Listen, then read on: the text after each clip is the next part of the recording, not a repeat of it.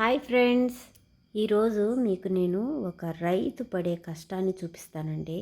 నిజంగా ఇంత శ్రమలో ఎంత కష్టం ఉంటుందో మీరు చూడాలి. ఆ శ్రమకు తగ్గ ఫలితం కూడా మనకు అలాగే దొరుకుతుంది.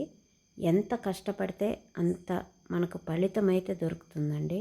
ఆ రైతు ఎంత కష్టపడతాడంటే, మాకు తెలిసిన ఒక అబ్బాయి చిన్న ఒక 2 ఎకరాల పొలం తీసుకొని ఎంత బాగా సాగు చేసుకున్నాడంటే, నిజంగా అది చూసి మాకు చాలా ఆనందం వేసి ఈ వీడియో అయితే చేస్తున్నాను. తను తీసి నాకు పంపించిన వీడియో పిక్స్ ఇవి.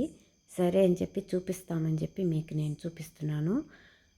ఇటువంటి వాళ్ళు కష్టపడి ఏ ఈ రా ఈ రైతు మనకు ధాన్యాన్ని ఇస్తుంటే మనం మన చేతులతోటి 4 ఏళ్ళు మన నోట్లోకి పోతున్నాయి అంటే ఇటువంటి వాళ్ళ కష్ట ఫలితమేనండి. లేకపోతే మనము అన్నం కూడా తినలేము. వీళ్ళు చేసే ఎంతో శ్రమ అయితే ఉంది. వీళ్ళు శ్రమ పడకపోతే ఇటువంటి వరి మనకు దొరకదు. అంటే ఇటువంటి రైస్ కానీ ఏది కూడా, రైతు ఒక టమాటా పండించిన అది బాగా రావాలని ఆయన ఎంతో కోరుకుంటాడు. ఒక వంకాయ పండించిన, ఒక పచ్చిమిరపకాయ వేసిన, ఒక వరి వేసుకున్న, ఏది కూడా తెగులు పడకుండా వాటికి మందులు కొట్టుకుంటూ ఎంతో బాగా సాగు చేసి ఈ విధంగా పైకి తీసుకొచ్చుకుంటారు. వాళ్ళ కృషి అంతా ఇంత కాదండి, చాలా ఎక్కువ ఉంటుంది. అలాగే అరటి చెట్లు కూడా వేసుకున్నాడు ఆ అబ్బాయి. అరటి చెట్లు కూడా చాలా బాగా వచ్చాయి. అదంతా చూసి నేను మీకు ఒక చిన్న వీడియో అయితే పెట్టగలిగాను. తను ఎంతో అంటే కష్టపడి ఒక 2 ఎకరాలు కొనుక్కొని తనే సొంతంగా వరేసుకోవడము, ఈ విధంగా అరటి చెట్లు వేసుకోవడము, ఏదో ఒకటి తన బ్రతుకు తెరువు కోసము తనకై తనే చేసుకోవడము చాలా ఆనందం అనిపించి ఈ వీడియో అయితే మీకు నేను పెడుతున్నాను. ఈ వీడియో నచ్చితే మాత్రం ఒక లైక్ చేయండి, షేర్ చేయండి, సబ్స్క్రైబ్ అయితే చేసుకోండి. మరి చూడండి ఎంత బాగా వేసుకున్నాడో అరటి చెట్లు. వాళ్ళ పిల్లలు కూడా అక్కడ ఆడుకుంటూ ఉన్నారు. 3 పిల్లలు తనకి. తను చాలా కష్టజీవండి.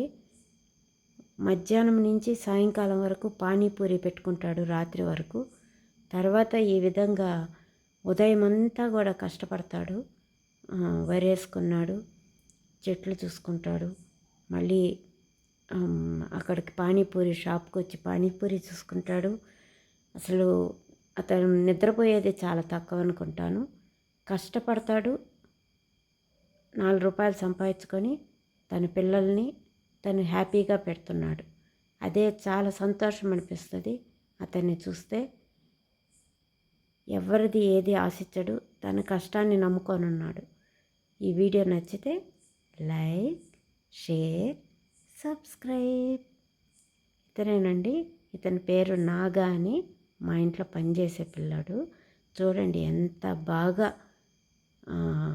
అలాగా చేసుకుంటున్నాడో అది చూసి నాకు చాలా ఆనందము. తను కష్టజీవండి. ఇటువంటి కష్టజీవుల్ని మనము బ్లెస్సింగ్ ఇంకా ఇవ్వాలి. వీళ్ళని చూసి మనం కూడా చాలా నేర్చుకోవాలి.